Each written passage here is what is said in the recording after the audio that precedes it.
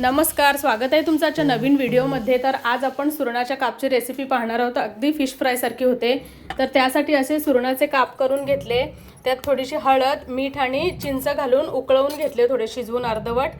आणि चिंच घालायचीच आहे कारण की सुरणाला थोडी खाज असते। नंतर हे उकळल्यानंतर शिजल्यानंतर चाळणीवर चांगले निथळून घेतले आणि नंतर त्यामध्ये लाल तिखट, गरम मसाला, हळद, धना जिरा पावडर, थोडंसं मीठ आणि लिंबू पिळला आणि आलं लसूण मिरची कोथिंबीर घातली, थोडीशी कोथिंबीर वरून चिरून देखील घातली आणि मस्त सगळं मिक्स करून घेतलं।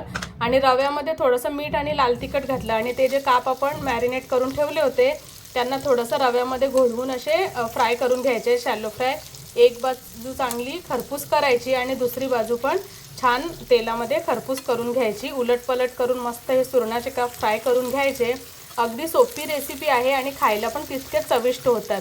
तर कशी वाटली तुम्हाला ही रेसिपी नक्की कमेंटमध्ये कळवा आणि चॅनलवरती नवीन असाल तर सबस्क्राईब करा। धन्यवाद।